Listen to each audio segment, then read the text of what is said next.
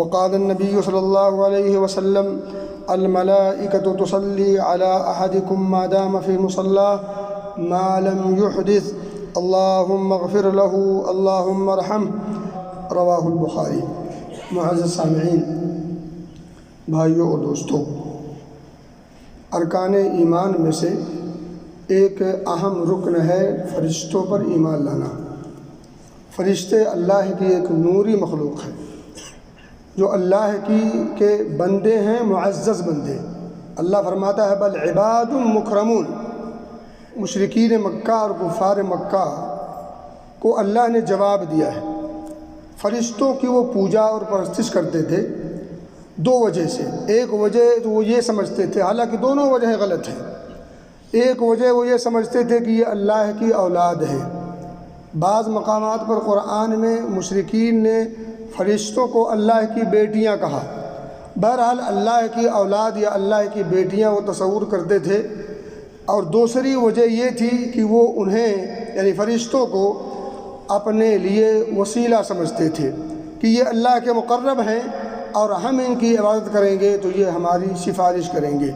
یہ پورا پس منظر قرآن میں سورہ انبیاء میں اللہ رب العزت نے ذکر کیا ہے۔ اصل عبادت دعا ہی ہے، تو ہمیں کثرت کے ساتھ اپنے تعلق سے بالخصوص اور اپنوں کے تعلق سے بالخصوص دعائیں بکثرت اہتمام کرنی چاہیے۔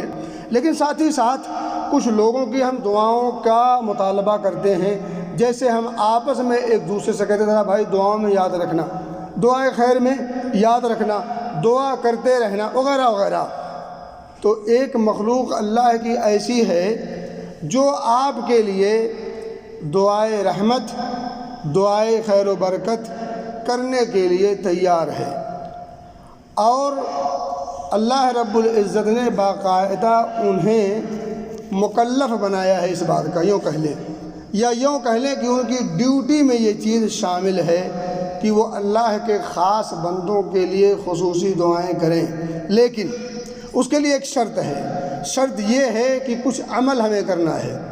بعض ایسے اعمال ہیں جن اعمال کو اگر بندہ کر گزرے تو اللہ کے فرشتے ایسے بندوں کے لیے دعائے رحمت، دعائے مغفرت، دعائے بخشش اور برکت کی دعائیں کرتے رہتے ہیں۔ بعض میں اعمال کی طرف اشارہ کروں گا جن اعمال کو اگر بندہ کر گزرے اور کرتا رہے تو جب تک اور جب یہ عمل ہوگا تب تک یہ فرشتے ان کے لیے دعائے رحمت اور دعائے مغفرت کرتے رہیں گے۔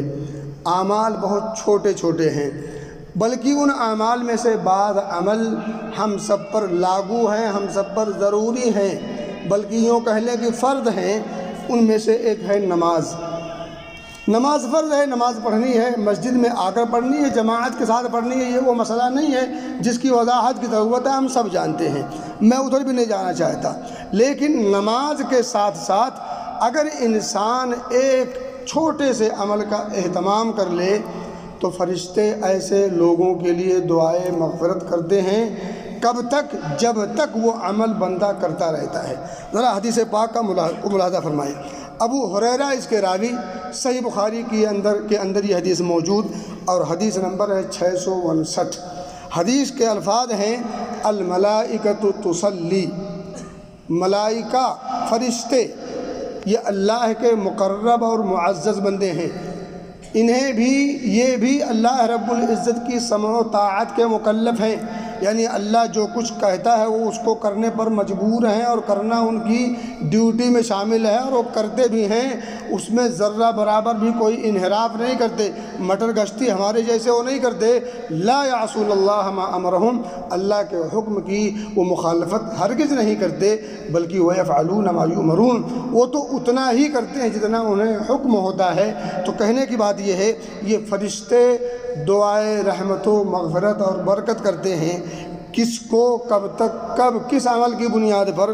حدیث کے الفاظ ہیں الملائکۃ تصلی علی احدکم ما دام فی مصلاہ ما لم یحدث۔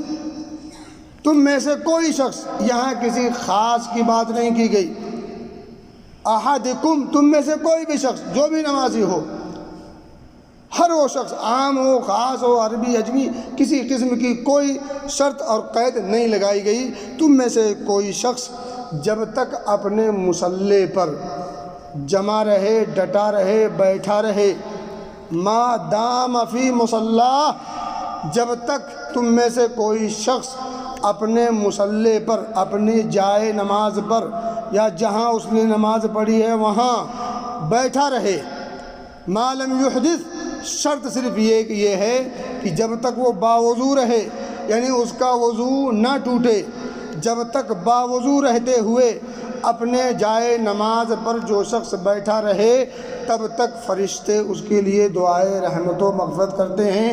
کن الفاظ میں؟ اللہم اغفر لہ، اللہم ارحمہ، اے اللہ تو اس کی بخشش فرما، مغفرت فرما، معاف کر دے، وارحمہ، اور اللہ تو اس پر رحم و کرم کا معاملہ فرما۔ یہ فرشتے جب دعا کریں تو کیا سمجھتے ہیں کہ ان کی دعائیں رنگ نہیں لائیں گی؟ امام ابن بطال کہتے ہیں، بخاری کی اس حدیث کی شرح کرتے ہوئے کہتے ہیں کہ فرشتوں کی دعائیں مستجاب ہوتی ہیں، مستجاب ہوتی ہیں، یعنی ان کی دعائیں رنگ لاتی ہیں، رائگاں نہیں جاتی۔ جیسے ہماری دعائیں رائگاں چلی جاتی ہیں، یہ ہمارا اور آپ کا تصور ہے، لیکن یہ یاد رہے کہ اگر دعاؤں کے جو شرائط ہیں ان شرائط کو ہم ملحوظ رکھیں تو دعا رنگ ہی رنگ لاتی ہے، رائگاں نہیں جاتی، دعا رنگ ہی لاتی ہے، رائگاں نہیں جاتی۔ کبھی کبھی دعائیں ایسے انداز میں رنگ لاتی ہیں جس کا ہمیں احساس نہیں ہوتا، شعور نہیں ہوتا، ہم جان نہیں پاتے، ہمیں اس کی خبر نہیں ہوتی، تو بعض مواقع پر بعض دعائیں اللہ رب العزت قبول تو کرتا ہے مگر بندے کو احساس نہیں ہوتا۔ ہم اور آپ جیسا عجلت پسند اور جلد باز شخص کیا کہتا ہے، دعائیں تو بہت کی مگر قبول ہی نہیں ہوتی۔ میرے بھائی، دعاؤں کے جو شرائط ہیں اس کی طرف توجہ دیں۔ ایک انسان اگر مشرک ہو، اللہ کی توحید کے ساتھ کھلواڑ کرے، اس کی دعا رنگ کیسے لائے گی؟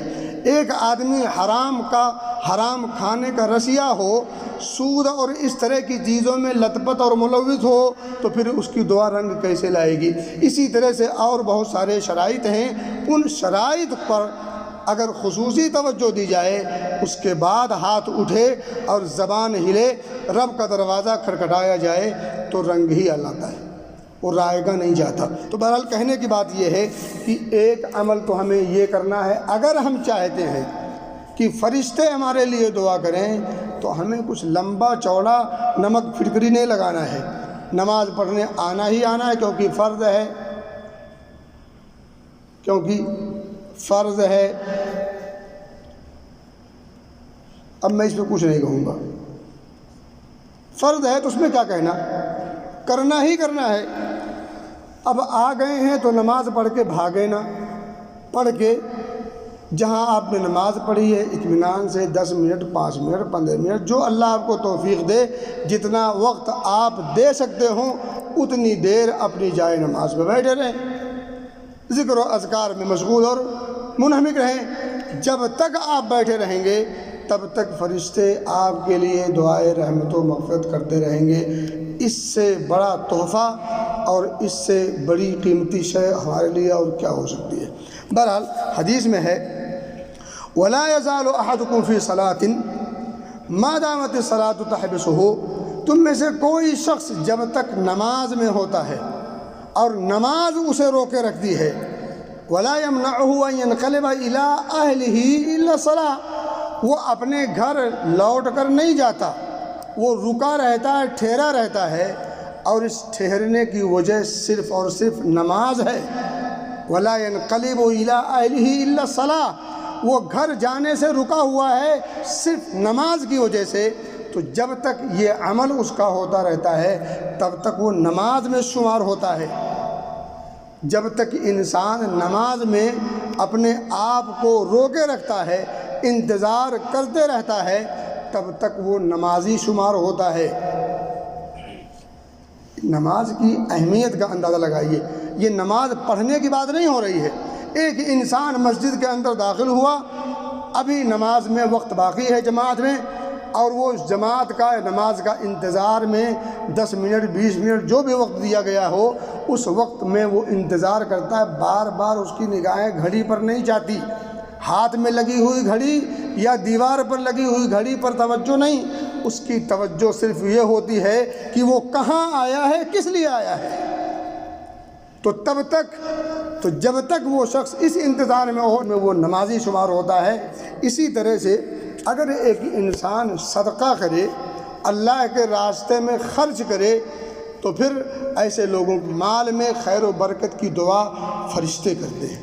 حدیث میں آتا ہے، بخاری کی روایت ہے، ابو ہریرہ اس کے راوی ہیں، فرمان نبوی ہے، ما من یوم یصبح العباد فیہ الا ملکان ینزلان، کوئی صبح ایسی نہیں ہوتی بندے کی، یعنی ہر بندہ جب صبح کرتا ہے تو ہر صبح کو 2 فرشتے نازل ہوتے ہیں، ہر صبح، آج بھی نازل ہوئے تھے، اس سے پہلے جتنی صبح ہو چکی ہے سب صبح کو نازل ہوتے رہے ہیں، آئندہ جتنی صبح ہوگی ہر صبح کو 2 فرشتے نازل ہوتے ہیں۔ جب فرشتے نازل ہوتے ہیں ہر صبح کو تو ان میں سے ایک فرشتہ کہتا ہے، اللہم اعطی منفقا خلفا، اے اللہ تو اس شخص کے مال میں خیر و برکت نازل فرما، اس شخص کے مال میں خیر کی بڑھوتری فرما۔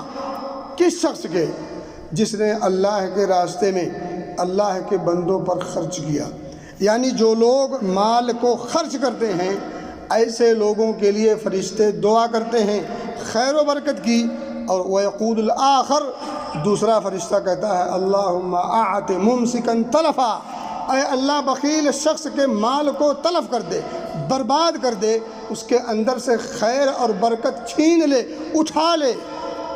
تو جو خرچ کرتے ہیں فرشتے اس کے لیے دعا کر رہے ہیں کہ اے اللہ اس میں برکت عطا فرما، اور جو لوگ خرچ نہیں کرتے، سینت کے رکھتے ہیں اور گن گن کر کے رکھتے ہیں، بٹورتے خالی ہیں، ایسے لوگوں کے لیے فرشتے کی دعا کیا ہے؟ بد دعا یہ ہے کہ اے اللہ اس کے مال کے اندر سے خیر و برکت کو چھین لے، تلف کر دے، برباد کر دے۔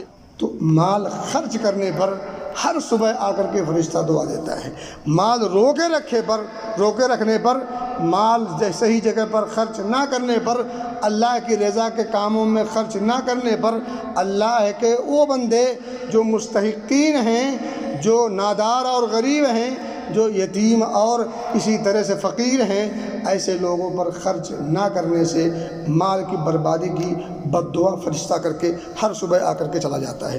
میرے بھائیوں اور دوستوں، اسی طرح سے آدمی اگر خیر کے کام کرے، لوگوں کو خیر کی تعلیم دے، ترغیب دلائے، تو پھر ایسے لوگوں کے لیے بھی فرشتے دعائے رحمت کرتے رہتے ہیں۔ حدیث پاک ہے، ابو حمامہ الباہلی اس کے راوی ہیں، کہتے ہیں کہ ذکر لرسول اللہ صلی اللہ علیہ وسلم رجلان احدہما عابد والآخر عالم، نبی اکرم صلی اللہ علیہ وسلم کے سامنے 2 آدمی کا ذکر ہوا، ان میں سے ایک عابد تھا، دوسرا عالم تھا۔ آپ صلی اللہ علیہ وسلم کے سامنے ذکر ہو رہا ہے 2 ایسے آدمیوں کا، جن میں سے ایک عابد ہے جس کو جو بڑا شوقین ہے عبادت کا، اور ایک وہ ہے جو بہت بڑا عالم ہے، یا جس کے پاس شریعت کا علم ہے، جو کچھ بھی اللہ نے میسر کر رکھا ہے۔ نبی اکرم فرماتے ہیں صلی اللہ علیہ وسلم، فضل العالم علی العابد، ایک عالم کی فضیلت ایک عابد پر، سمجھیے گا، ایک عابد پر ایک عالم کی فضیلت ایسے ہی ہے کفضلی ادناکم، جیسے میری فضیلت تم میں سے کسی عام آدمی پر۔ نبی محترم صلی اللہ علیہ وسلم اپنے آپ کو پیش کر رہے ہیں کہ میری فضیلت، میرا مقام و مرتبہ جو تم میں سے ایک عام آدمی کے اوپر ہے، وہی فضیلت ایک عابد پر ایک عالم کی ہے۔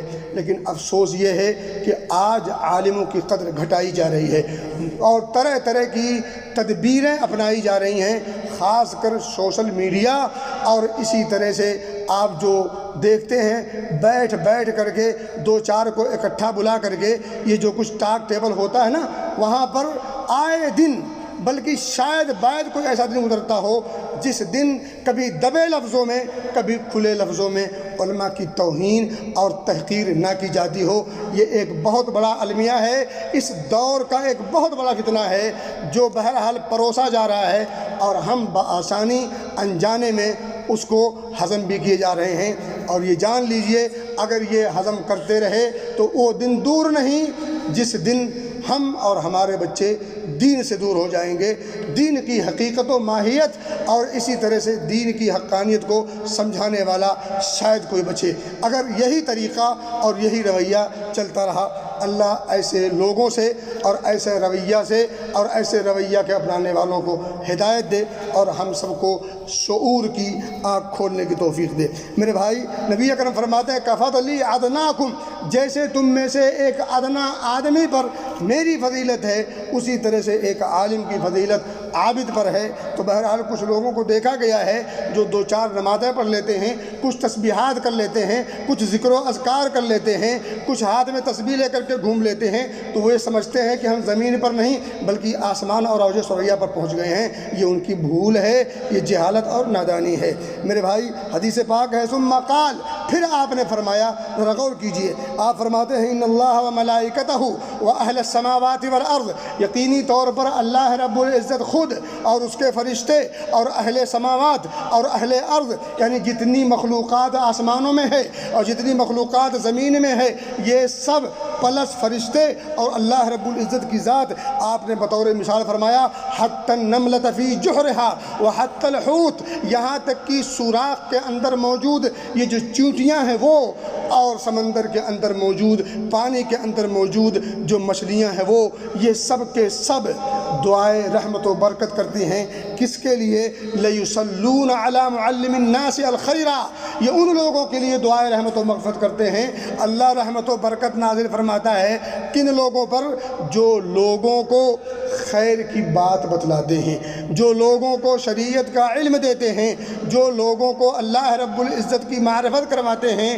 یہ اس سے بڑا فضل اور اس سے بڑی اہمیت ایک علم کی اور علم شریعت کی اور اسی طرح سے اہل علم شریعت کی کیا ہو سکتی ہے؟ اللہ ہم سب کو انہی میں سے بنائے۔ میں اسی پر اکتفا کرتا ہوں اور اللہ سے دعا کرتا ہوں کہ اللہ تعالیٰ ہم سب کو ہر اس کام کرنے کی توفیق دے جو اللہ کی رضا کا ذریعہ ہے، ان تمام کاموں سے بچائے جس سے شیطان اور اس کے چیلے خوش ہوتے ہوں، اور ان کاموں کو بالخصوص کرنے کی توفیق دے جن کاموں کے کرنے پر فرشتے رحمت و برکت کی اور اسی طرح سے بخشش و مغفرت کی دعا کرتے ہیں۔ اللہم آمین وآخر دعوانا ان الحمدللہ رب العالمین۔